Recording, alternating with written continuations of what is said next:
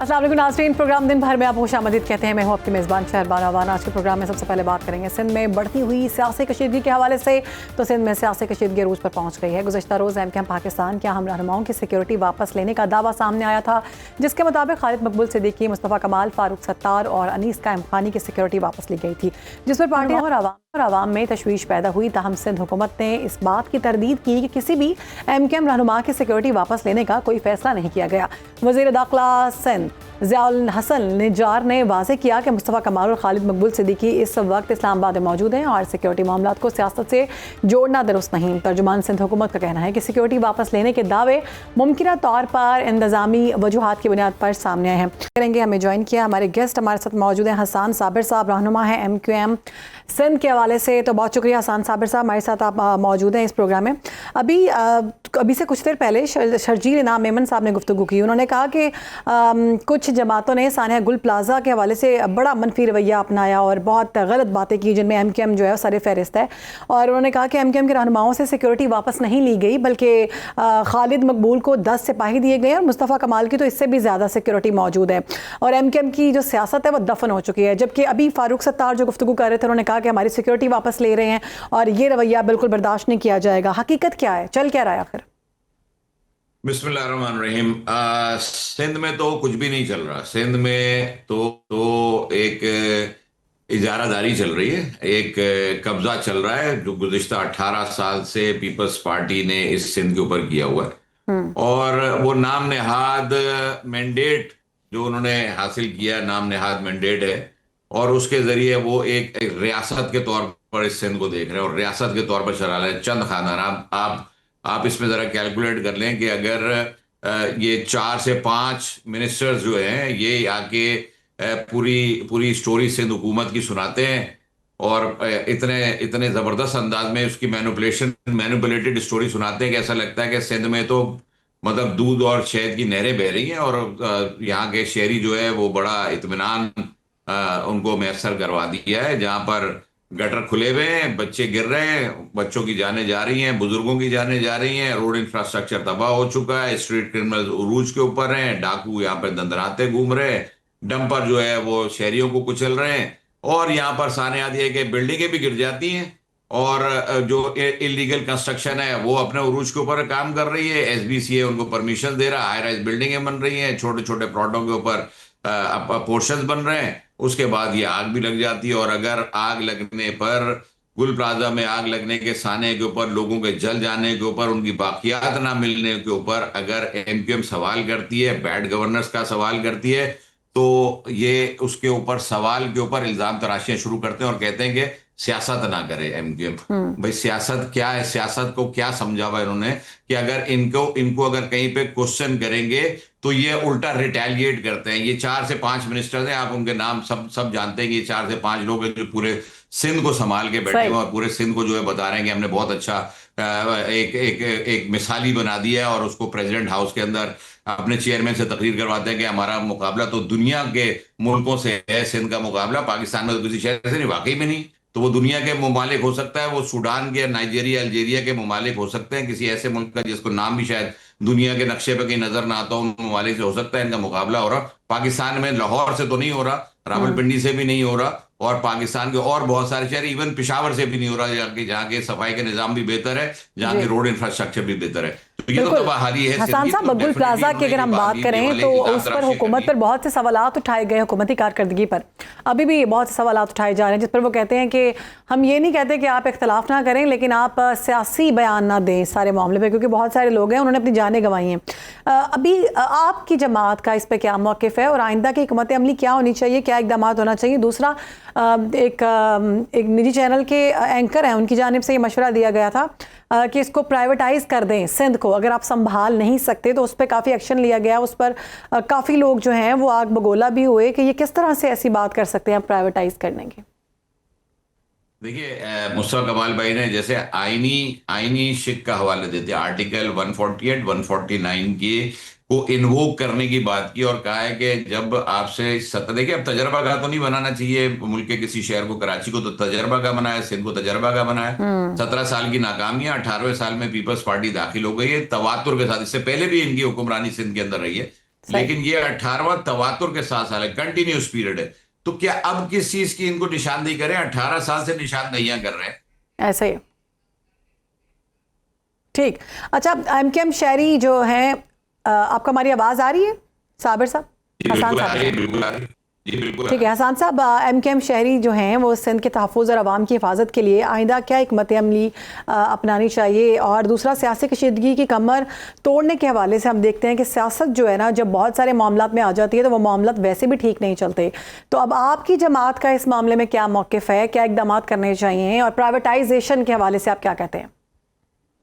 नहीं, देखिए, प्राइवेटाइजेशन तो सोल्यूशन नहीं है। आइन में कहीं इसका कोई तरीक़ाकार वजह नहीं किया। आइन में तो तरीक़ाकार ये वजह किया गया कि अगर किसी शहर के अंदर वफाक चाहे तो वो अपने कंट्रोल में उसको ले सकती है। आर्टिकल 148, 149 इसके लिए बड़ा क्लियर है।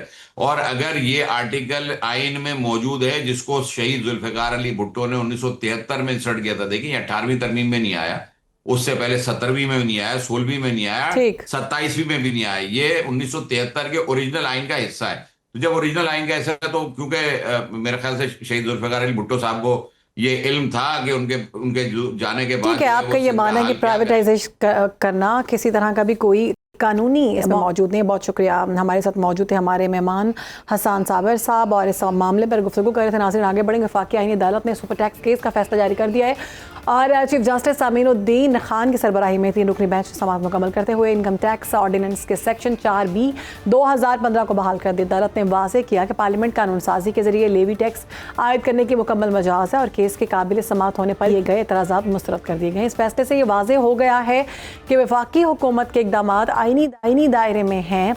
अदालती फैसले के मुताबिक सुपर टैक्स का नफाज अब कानूनी तौर पर जायज़ और काबिल अमल है। अदालत ने शिक 4B को बरकरार रखते हुए हुकूमत को टैक्स आयद करने के इख्तियार से महरूम नहीं किया, जिससे हुकूमत की जानिब से टैक्स कलेक्शन के इक़दाम मज़ीद मजबूत होंगे। इसी पर बात करेंगे। हमारे गेस्ट हमें ज्वाइन कर चुके हैं, सदर हैं लाहौर चैम्बर ऑफ कॉमर्स के फ़हीमुर रहमान सहगल साहब। बहुत शुक्रिया फ़हीम साहब, वक्त देने के लिए प्रोग्राम में। कहिएगा कि आईनी अदालत के सुपर टैक्स फैसले को बिजनेस कम्युनिटी किस नज़र से देख रही है और इसके असरात क्या होंगे? जो कॉन्स्टिट्यूशनल कोर्ट ने जो हमारी बिजनेस कम्युनिटी गई थी, जो गवर्नमेंट ने टैक्स ये लगाया था सुपर टैक्स, ये 500 जो मिलियन और उसके अबव जो भी उसकी ट्रांजैक्शन पे, तो 1% से इसका स्लैब चला जाता है 10% तक। तो उन्होंने इसको बाहर रखा है, जो सेक्शन है इनकम टैक्स का 44B को। तो मैं ये समझता हूँ कि ऑलरेडी हमारे यहाँ जो रेट ऑफ टैक्सेशन है बहुत ज़्यादा है, तो इससे कोई एडिशनली ये जो सुपर टैक्स है एडिशनली बोझ पड़ेगा टैक्स पेयर पर। और जो इस वक्त हम समझ रहे हैं कि जो हमारी इंडस्ट्री बंद हो रही है, मुझे एक चैनल पे ना 2-3 दिन से मुसलसल ये सवाल हो रहा था कि आपके पास कोई नंबर हैं कि कितने नंबर्स दुबई में या दूसरे कंट्रीज में या आपका टर्की में जो हमारी पाकिस्तानी फर्म्स वहाँ रजिस्टर हो रही हैं, कितने नंबर हैं। लेकिन मुझे हैरत इस बात पे पूछना ये चाहिए कि ये क्यों जा रही हैं, ये कंपनियां यहाँ से एग्जिट क्यों कर रही हैं, हमारा जो सरमाया है यहाँ से ड्रेन क्यों हो रहा है। उसकी मेन वजह यही है कि इस वक्त हमारा जो रेट ऑफ टैक्स है, दुबई में लोग इसलिए जा रहे हैं कि एक तो वहाँ ईज ऑफ डूइंग बिजनेस है और पूरा जो उनका फिक्स टैक्सेशन है 5% का टैक्स देके आप तकरीबन सारी चीजों से मुबर्रा हो जाते हैं। तो मैं ये समझता हूँ कि ये जो टैक्सेशन इतनी हाई टैक्सेशन है, ये इस बात का यानी इस बात को प्रमोट कर रही है कि हमारे लोग यहाँ से जा रहे हैं। हम फॉरेन डायरेक्ट इन्वेस्टमेंट की बात करते हैं, लेकिन हमारा जो लोकल सरमायादार है वो यहाँ से अपना कैपिटल ड्रेन करके जा रहा है, जो कि ये अच्छा नहीं है। इसकी वजह यही है कि जो एग्जिस्टिंग टैक्स पेयर हैं उन्हीं को स्क्वीज करके गवर्नमेंट टैक्स लेना चाह रही है।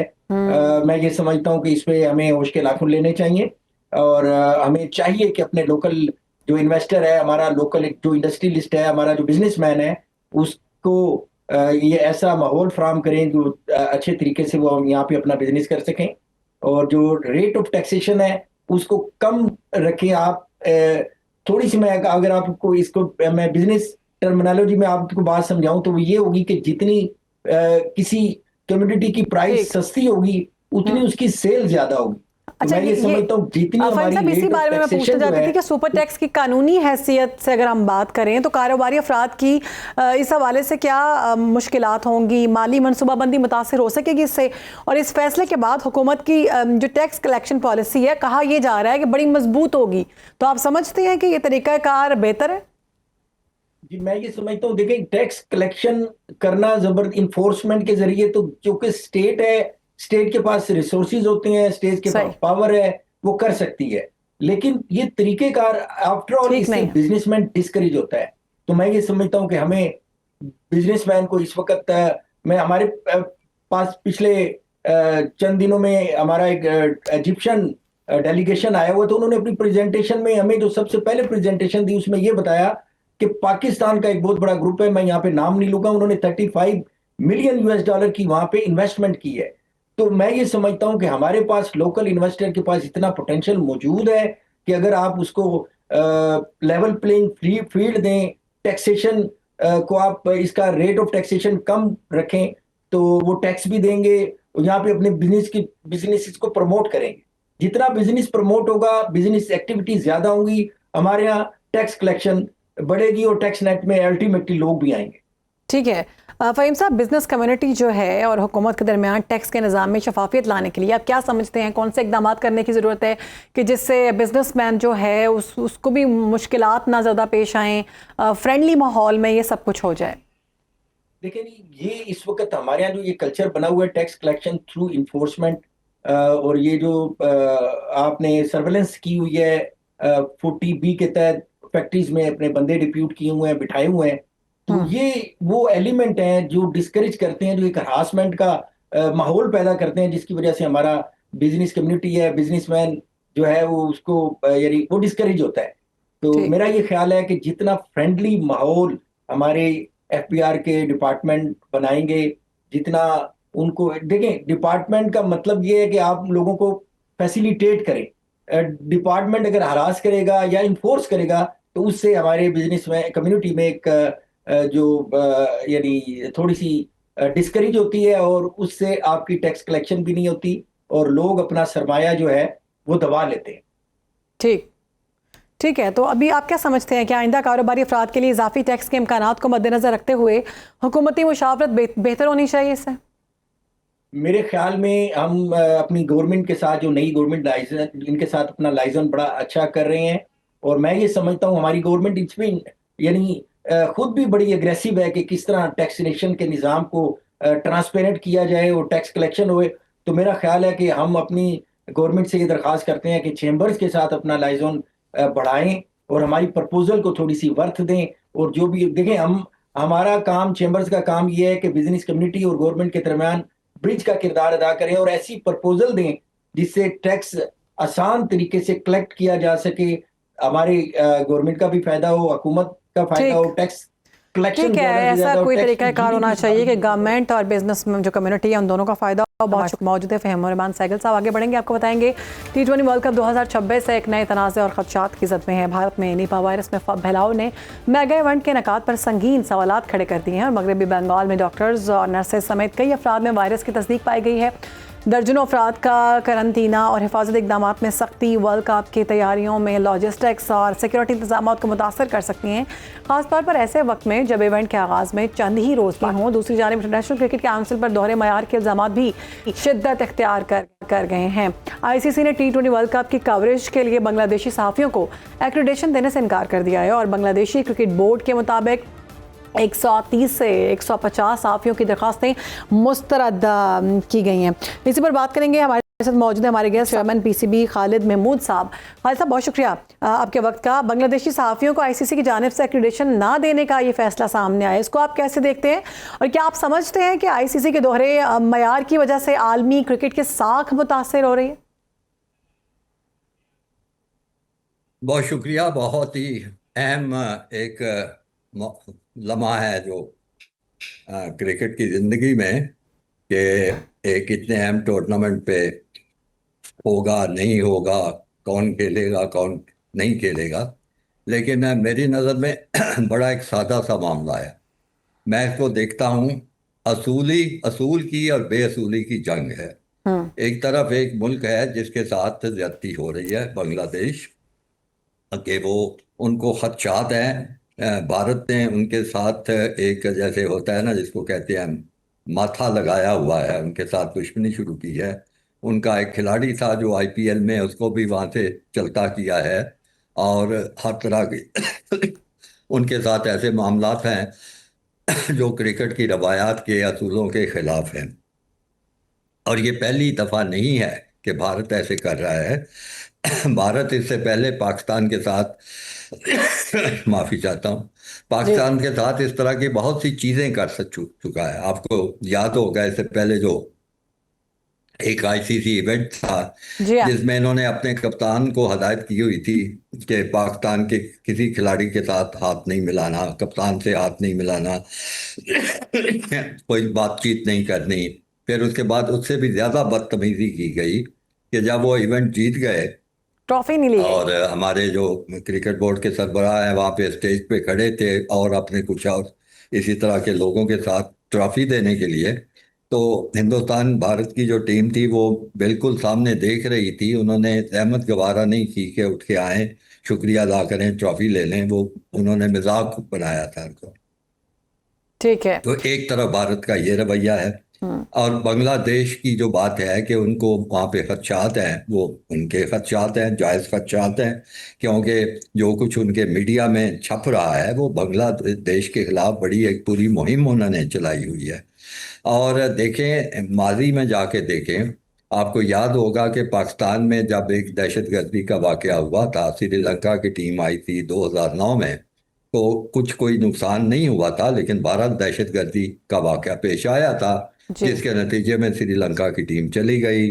और उसके बाद कई साल तक पाकिस्तान अगरचे बिल्कुल यकीन दिलाता रहा आईसीसी को, दुनिया को, मुतलका मुल्कों को कि जनाब हम आपकी पूरी हिफाजत करेंगे, पूरी सिक्योरिटी देंगे, सब कुछ देंगे, लेकिन उसके बावजूद कई साल तक किसी मुल्क ने हमारे मुल्क का दौरा नहीं किया। और सही। हम मजबूर हो गए थे कि हम कभी दुबई में खेलते थे, कभी शारजा में खेलते थे,